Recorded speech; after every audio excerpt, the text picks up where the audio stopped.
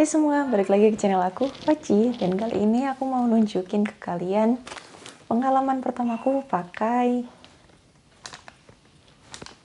ini.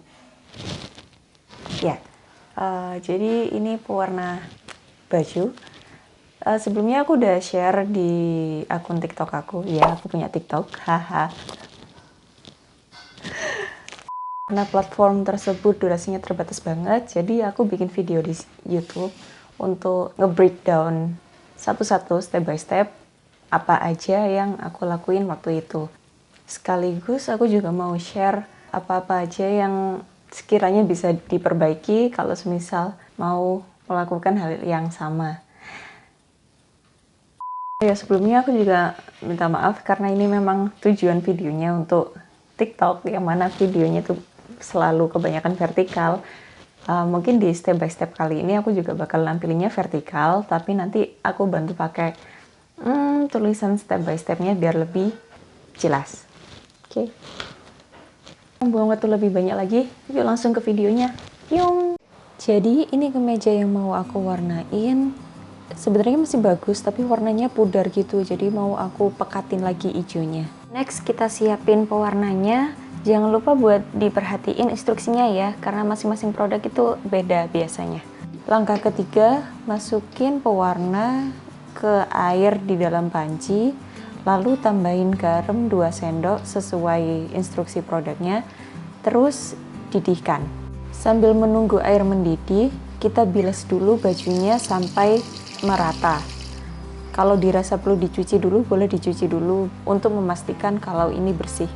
Setelah air mendidih, boleh dimasukkan baju yang udah dibilas tadi. Pastikan kalau semua bagian terendam rata. Jangan lupa dibolak-balik sekitar 1 jam lamanya. Apinya api kecil aja. Jadi api yang nyaris bikin kompornya mati itu loh. Oke, 1 jam. Kalau sudah 1 jam, bisa diangkat bajunya, terus didinginkan di tempat terpisah. Oh iya, air sisanya ini masih bisa disimpan loh.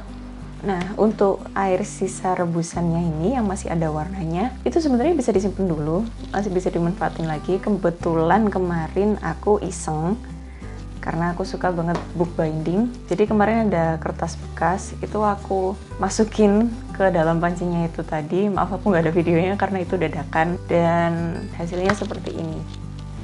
Lucu banget gak sih? Nah, ini kebetulan memang aku bikinnya beberapa lembar, terus aku bikin juga si kumpulan kertas ini jadi notebook. Ya, ini aku bikin sendiri dari kalender bekas. Kemungkinan minggu depan aku up videonya untuk bahas ini, jadi jangan lupa nonton.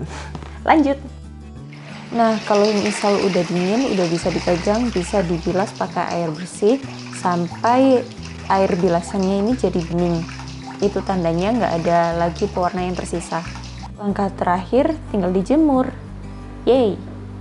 Dan ini adalah hasil akhirnya.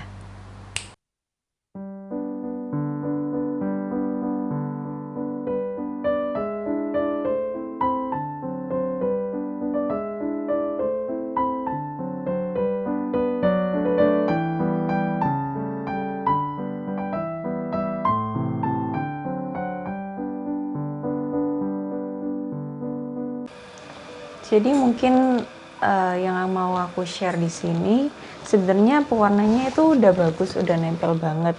Oh ya, kalau semisal kalian mau ngewarnain terus ada beda warna, misalnya kayak ini kan aslinya warna putih. Kalau misal warna putihnya mau di keep, bagian itu harus dilepas dulu sih, harus dibongkar. Kalau enggak dia bakal jadi kayak gini.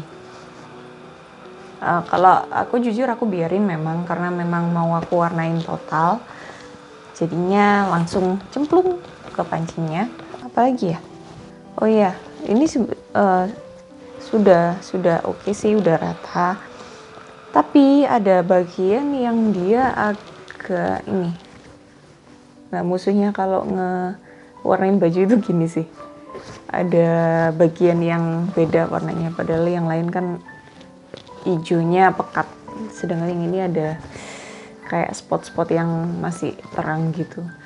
Ini bisa jadi mungkin karena waktu aku ngerebus itu kurang rata waktu bolak-baliknya. Jadi kayak gini. Jadi mungkin buat teman-teman pastiin aja kalau waktu ngerebus lebih rata, lebih telaten untuk membukai lipatan kainnya. Ya mungkin segitu dulu dari aku. Terima kasih udah nonton sampai habis. Jangan lupa subscribe dan like kalau memang suka sama kontennya. Sampai jumpa di video berikutnya. Bye-bye!